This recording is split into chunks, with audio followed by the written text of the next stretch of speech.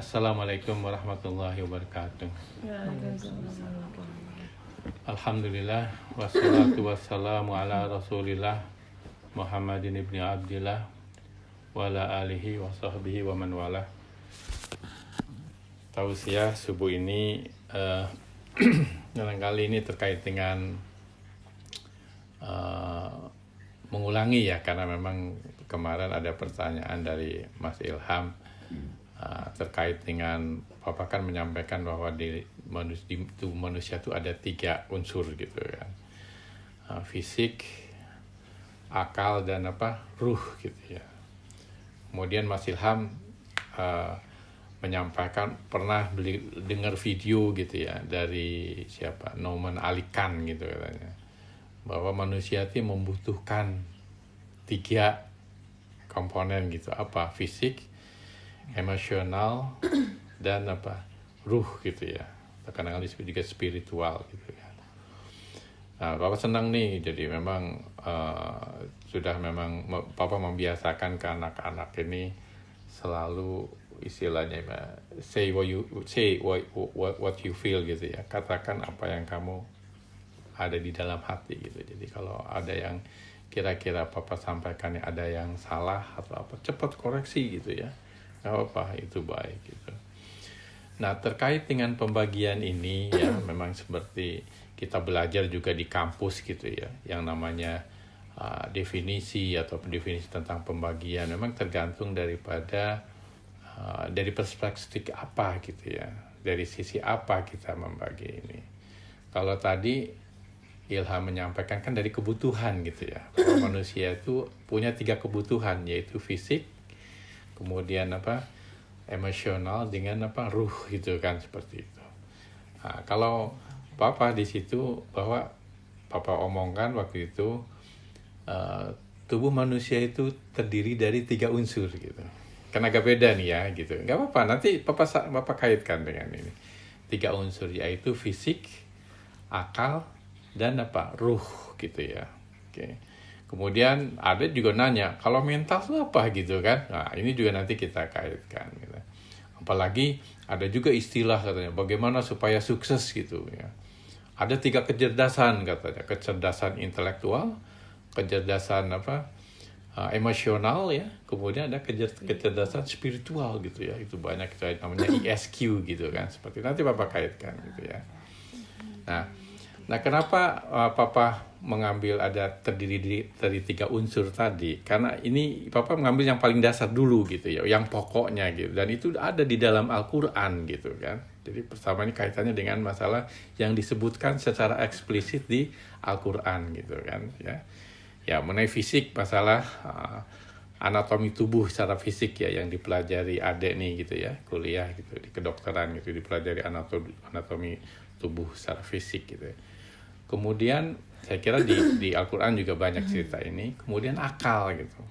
Nah, kenapa Papa menyampaikan akal di sini gitu ya? Karena memang di dalam Al-Quran kan sering kita diingatkan oleh Allah. Afala taqilun, afala tatadakkarun, afala tatafakkarun gitu. Apa kamu nggak berpikir? Apakah kamu tidak menggunakan akalmu gitu kan? Ya, disitulah gitu Bapak yang membaginya, ini akal ini perlu kan. Ini penting masalah akal. Ini kaitannya dengan yang ditanya ada juga tuh, mental katanya kan. Karena kalau juga dikaitannya bisa dengan akal juga. Ada orang yang mentalnya sakit gitu. Itu kan sebenarnya akalnya yang terganggu misalkan. Jadi mental juga bisa luas juga sebenarnya ada gitu kan. Kemudian yang ketiga ruh gitu ya. Komponen atau unsur ketiga ruh gitu. Nah, masing-masing unsur ini yang ada di kita itu perlu makanan gitu ya. Kaitannya dengan masalah kan kebutuhannya. Perlu nutrisinya gitu. Nah, nutrisinya beda-beda gitu. Kalau misalkan saja fisik ya, tubuh secara fisik perlu nutrisi, yaitu makanan gitu. Dan ini disebutkan juga di dalam Al-Quran. Ya, jadi ambillah semua yang di bumi itu makanannya yang halal dan baik, halalan thayyiban gitu. Jadi bukan halal juga harus yang yang baik gitu ya. Jangan katakanlah kita tiba-tiba pengen makan kelelawar, buaya gitu kan ya. Yang baik-baik lah gitu. Tapi yang baik juga tidak semua dimakan ya. Di dalam Al-Quran juga disampaikan ya, Allah berfirman itu bahwa Allah mengharamkan ya makanan apa, misalkan saja bangkai, darah, babi, dan hewan yang disembelihnya itu tanpa menyebut nama Allah gitu. Tapi ya tentu saja dalam keadaan darurat ya. Dulu mungkin Mama pernah cerita Mbah Kakung di Kalimantan gitu ya, sebagai Kopassus ketika berjuang gitu melawan pemberontak di sana. Nah itu kan sampai makan ular gitu kan. Tapi itu kan dalam kondisi apa? Darurat gitu. Di Quran juga kalau memang terpaksa, bukan karena pengen ya, karena terpaksa dan gak ada makanan sekedar harus hidup gitu, nggak apa-apa dalam kondisi darurat, tapi jangan makan banyak gitu kan, seperti itu. Dan itu Al-Quran itu sudah menjelaskan sempurna gitu ya tentang itu gitu ya. Kemudian akal apa nutrisinya? Ya masalah ini kan terkait dengan ilmu pengetahuan ya, supaya kita bisa berpikir ya, bisa dapat ilmu ya, bacalah kita Iqra bismi rabbikal ladzi khalaq gitu. Bahkan di sini Allah berfirman yarfa'illahu ya alladzina amanu minkum gitu kan, walladzina utul ilma darajat gitu. Jadi Allah itu akan mengangkat orang yang beriman di antara kamu dan yang yang diberikan pengetahuan, walladzina utul ilma darajat, beberapa derajat itu. Jadi begitu bahagianya orang yang berilmu itu gitu. Beriman dan berilmu. Ya, jadi adek, Mbak Pita, Mas Yoga, Mama, termasuk juga Papa, harus belajar itu tiap hari. Gitu. Gunakan akal gitu ya. Jangan sampai tumpul. Belajar. Itu akan diangkat oleh Allah beberapa derajat. Orang yang beriman dan orang yang berilmu pengetahuan. Jangan malas gitu ya. Dan ini perintah Allah gitu. Yang mencari ilmu nih. Bahkan kita beragama pun ya, tanpa ilmu ya, tanpa akal, ya kita hanya ikut-ikutan itu. Ya, jadi belajar, baca buku agama gitu ya. Boleh sajalah musik, boleh, nggak apa. Kemudian nonton film nggak jadi masalah, itu untuk penyeimbang saja. Tapi jangan lupa itu, gitu ya. Jangan lupa itu masalah ilmu pengetahuan agama, ya mungkin kedokteran gitu. Tentang masalah seni juga itu harus itu ya. Harus, itulah nutrisi dari akal. Nah yang ketiga, ruh juga ada nutrisinya gitu. Nah, terkait dengan ruh, memang Rasulullah pernah ditanya tentang ruh gitu ya. Kemudian diberikan jawaban melalui Jibril, yaitu ada firman Allah turun tuh surat Al-Isra ayat berapa tuh? Lupa juga dalam surat Al-Isra, yas'alunaka 'anir ruh qulir ruhu min amri rabbi wa ma utitu minal ilmi illa qalila. Jadi mereka tuh menanyakan tentang ruh kepadamu. Katakan, ruh ini adalah urusanku, kata Allah. Dan aku tidak memberi ilmu, pengetahuan itu kepadamu hanya sedikit saja, kecuali hanya sedikit. Jadi hati-hati ketika kita diskusi tentang ruh ini. Nah, bagaimana supaya kita tersesat tentang tidak ini berkaitan dengan ruh di sini? Ya itulah nutrisinya apa? Ya, dari yang diajarkan oleh Allah gitu melalui Rasulnya, yaitu dari apa? Dari Al-Quran dan hadis. Dari agama itu ketika baca, ternyata kita harus puasa misalkan untuk pengendalian diri misalkan, supaya kita tidak emosi, tidak cepat marah gitu kan, tidak iri dengki gitu kan, diajarkan oleh Allah ya melalui misalkan di Al-Quran dan di hadis itu gitu. Dan ibadah ini bukan berarti nanti obatnya dengan ibadah banyak gitu di dalam. Ibadah ini ada ibadah mahdoh, ada ibadah ghairu mahdoh. Ya, ada yang terkait dengan hubungan dengan Allah vertikal ya, misalkan saja katakanlah sholat misalkan saja, puasa misalkan, ada juga ibadah yang terkait dengan antar manusia misalkan, zakat misalkan saja, infak gitu kan, berbuat baik kepada sesama gitu, termasuk juga harus membaca Quran gitu kan, itu bacalah Quran, bacalah misalkan hadis, itu yang akan itulah nutrisi daripada ruh itu gitu, nutrisi dari ruh itu gitu, supaya ruh kita tetap sehat gitu ya, tetap sehat gitu ya. Nah, Dan memang itu akhirnya berkembang ya pembagian 3 unsur ini. Misalkan dalam agama saja itu kan orang mengelompokkan terkait masalah ketauhidan misalkan saja ya, akidah, tentang akidah nih gitu kan. Kemudian ada juga mengelompokkan ya masalah ibadah tadi, agama tadi gitu ya. Karena kita kan diciptakan oleh Allah hanya untuk apa? Beribadah gitu. Yang kedua ya berkaitan dengan apa? Fikih muamalah, bagaimana hubungan apa dengan sesama apa manusia, untuk hubungan dagang, termasuk juga fikih muamalah dan apa ibadah. Bagaimana cara kita berhubungan dengan Allah melalui sholat, melalui katakanlah puasa, itu diajarkan di dalam apa fikih ya, ada fikih tentang muamalah dan apa ibadah, mana yang haram, mana yang wajib, mana yang sunnah gitu kan. Itu diajarkan gitu. Itu sama untuk meningkatkan kesehatan ruh kita, itu belajar itu.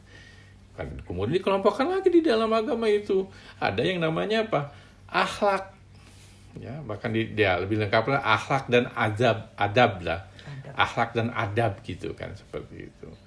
Jadi kita bagaimana berlaku apa namanya terhadap sesama manusia misalkan. Yang kalau misalkan diceritakan Mas Ilham, misalkan ada yang orang yang jatuh katakanlah ya, mentalnya misalkan ketika ditinggal orang tua ya, entah sakit atau apa sajalah saudaranya gitu. Kemudian bahkan masih cerita tentang ada Nabi Yakub ketika kehilangan Nabi Yusuf nangis gitu kan. Kan tidak sekedar jangan berhenti dong nangis, harus sabar, karena orang sabar itu sangat dekat dengan apa? Allah bersama orang yang sabar. Innallaha ma'as-sabirin. Ya, ada caranya. Dan itu diajarkan di dalam Al-Qur'an ya.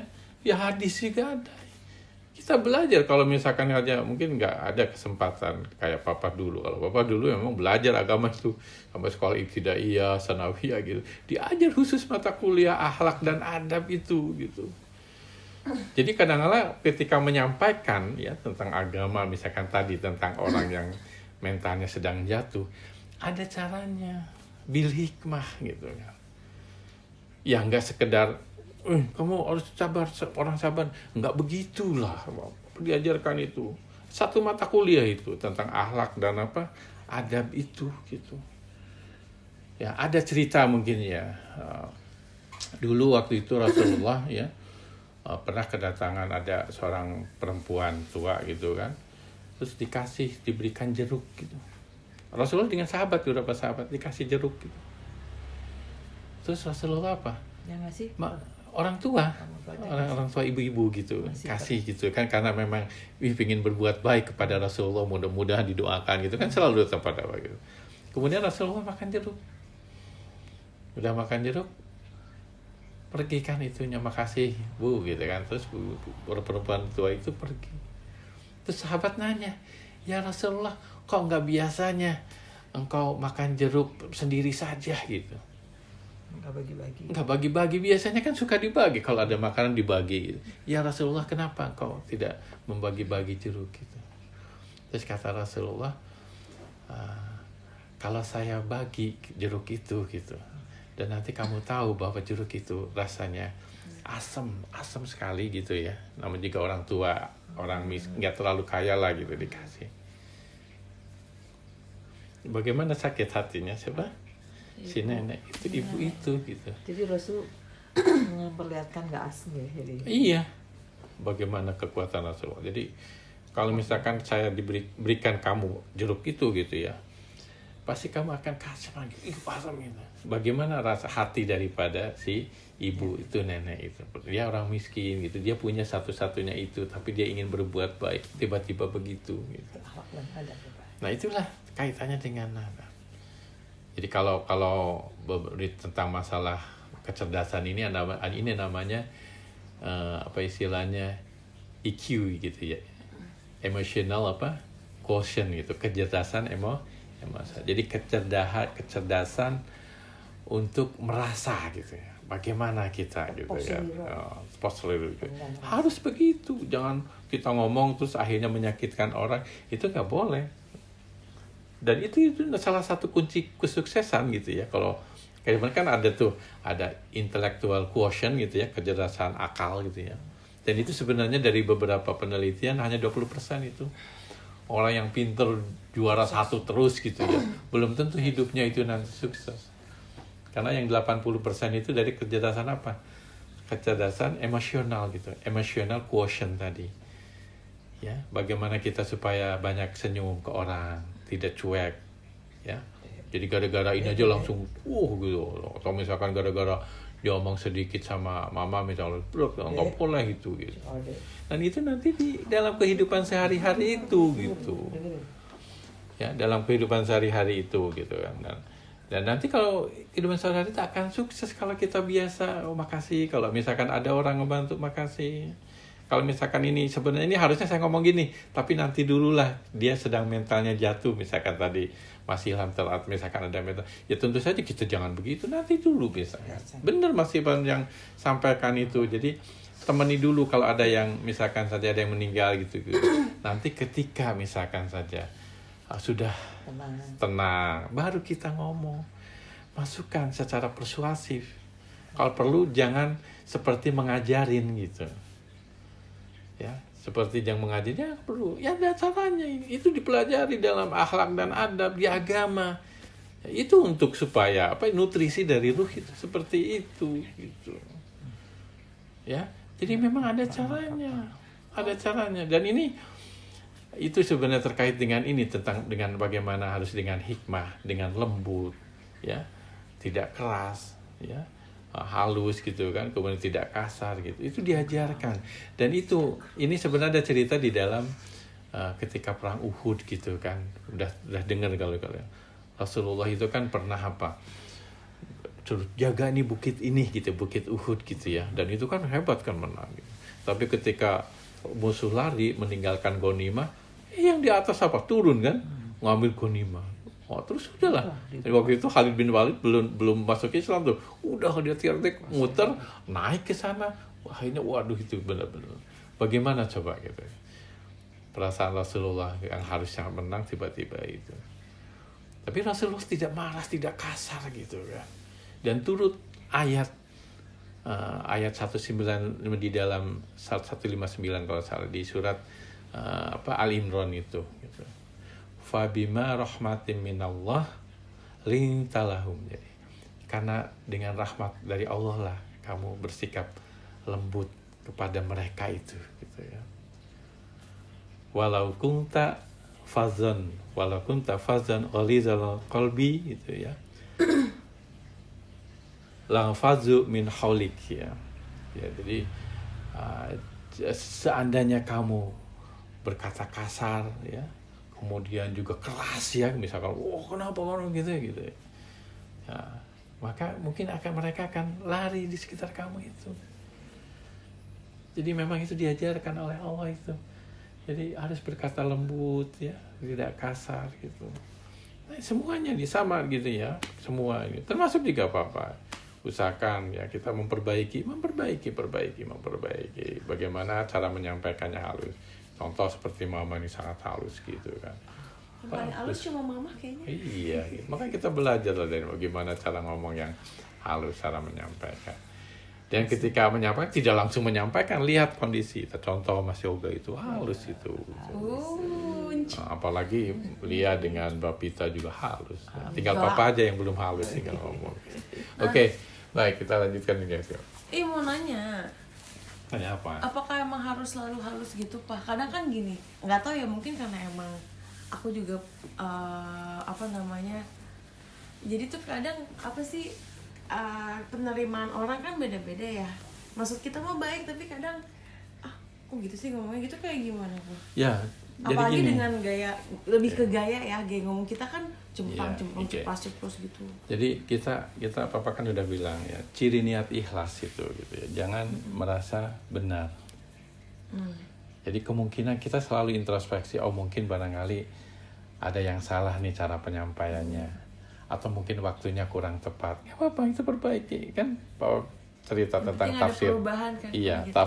tafsir Al-Mu'min itu kan, surat Al-Mu'minun itu tentang ada orang yang melakukan sesuatu kebaikan tapi dia merasa takut. Takut apa? Amalannya tidak diterima. Nah, kalau kita selalu merasa takut amalan kita tidak diterima, pasti kita akan selalu memperbaiki amalan itu. Jadi jangan merasa diri benar.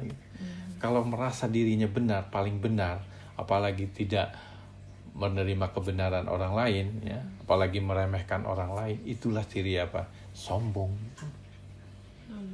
Iya, sombong itu, ya. Batoril haq wa gamtin nas gitu kan, sombong. Al-kibru batoril haq wa gamtun nas itu. Nggak apa-apa kita sampaikan, harus baik-baik. Tapi kalau misalkan berkali-kali, misalkan saja nggak apa-apa, ya mungkin kita juga bukan ada batasnya ya. Ya mungkin barangkali harus disampaikan gitu. Sesuatu yang benar ini, karena di dalam hadis pun gitu ya. Kulil haq walau kana muron gitu. Katakanlah yang benar meskipun pahit, kita akan dibenci segala macam. Nggak apa-apa, tapi harus sudah melalui beberapa cara. Ya, seperti katakanlah kita mengkritik presiden ini dengan kebijakannya gitu. Secara baik-baik dulu gitu. Kalau sudah susah segala macam tidak mendengarkan gitu. Kalau tidak mendengarkan, ya kalau belum sampai gitu. Nah, hati-hati itu. Ada caranya. Apalagi disebar kemana-mana gitu. Ya, hati-hati. Apalagi mungkin berita itu belum tentu benar. Wah, itu bisa dosa jariah itu. Makanya hati-hati gitu ya. Nah, ini juga yang kata Mas Ilham tanya itu tentang hati-hati tentang tulisan kita di medsos gitu. Hati-hati.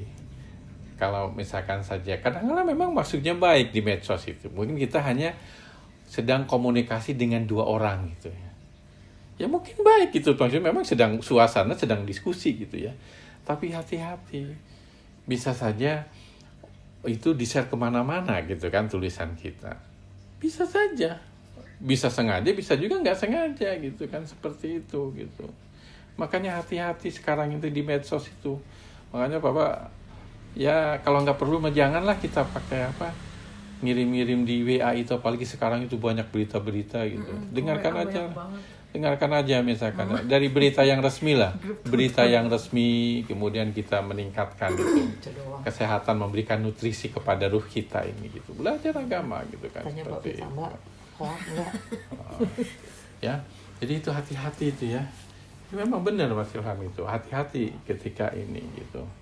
Makanya Bapak kan melarang ke tabayun nih Pak, tabayun. Harus tabayun, melarang tentang masalah posting-posting ini. Udahlah, kalau mau curhat jangan di medsos gitu kan Bapak bilang gitu. Maaf itu. Kalau misalkan saja curhat itu istilahnya kalau di Facebook itu istilahnya wall Ya ampun, bukan itunya kan, itu kan sebenarnya rintihan, iya istilahnya. IG. Itu kan bangsa rintihan. Jadi kalau mau curhat gitu ya, mau curhat ke Allah, lalu sholat gitu, kan sudah diajarkan, udah tahu nggak lihat itu kan artinya misalkan duduk di antara dua sujud itu curhatan kita itu, ketika membaca Al-Fatihah, ketika membaca doa iftitah itu curhatan kita itu kepada Allah. Jadi lebih baik curhat ke Allah, jangan langsung misalkan di foto profile, misalkan ada yang membuat foto profile. Nah, diusahakan gitu. Lebih baik kalau curhat ke Allah. Karena kalau sudah kita curhat itu seluruh dunia bisa baca. Dan tiap orang interpretasinya bisa macam-macam. Dan kalau interpretasinya bisa macam-macam, bisa menimbulkan fitnah. Fitnah itu apa?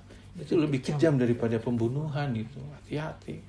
Makanya Papa ini nggak usah yang itu, WA saja pun hati-hati gitu. Hati-hati. Bapak juga sekarang hati-hati.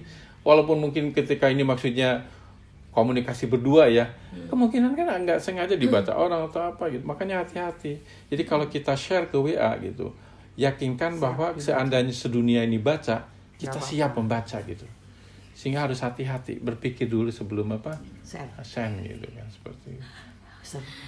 Ya. Nah, terus terkait dengan masalah ini, masalah pembagian tadi itu kan ya. Makanya ada kaitannya yang ditanya Mas Ilham tentang emosional ya.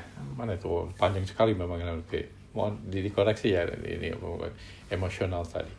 Nah, ini kan kaitannya dengan apa gitu kan, masalah emosional itu kan. Kalau di dalam pembagian papa itu sebenarnya itu bagian dari itu kan ya, di dalam apa, akhlak dan adab, bagaimana mengendalikan diri gitu ya. Emosional itu kan masalah pengendalian diri, bagaimana memotivasi segala macam gitu kan, seperti itu. Bagaimana supaya istilahnya jiwa perasaan ini gitu kan, itu banyak itu. Nah, ini ada namanya emosional, nggak apa-apa dikaitkan dengan itu, tapi papa nggak kesana gitu ya, karena awalnya memang membagi ini sesuai yang ada di apa, eksplisit di Al-Quran. Bisa saja orang membagi ya, bapak kita kan belajar statistik, juga ada statistik univariate, multivariate, ada juga statistik inferensia dengan deskriptif, tergantung dari mana kita mau membagi ini, nggak apa-apa seperti itu gitu. Dan ini kadang-kadang dikembangkan tuh masalah emosional, kemudian tadi Mas Ruh itu ya, beberapa orang bagaimana supaya menuju sukses nih gitu. Nah, ada kecerdasan, kadang orang membagi itu, ada intellectual quotient gitu, kecerdasan apa, pikiran gitu kan. Nah, Bapak kan ada akal itu kan itu. Itu juga bagian fisik sebenarnya itu kan. Tentang fisik itu terkait juga masalah ini. Kecerdasan apa, intelektual gitu kan. Nah, itu masalah bagaimana kita pikiran. Tapi ingat, kesuksesan dari yang asalnya dari sini, dari berbagai penelitian hanya 20% gitu. Kayak Bill Gates ya, Jack Ma gitu. Ini nggak terlalu istimewa itu. Ya, intelektual misalkan saja nilai-nilai akademisnya gitu. Tapi kecerdasan apa? Nah, emosional dan spiritualnya. Ya diantaranya tadi kan, bagaimana supaya kita berhubungan dengan apa? Sesama itu, apa yang kita sampaikan diterima segala macam.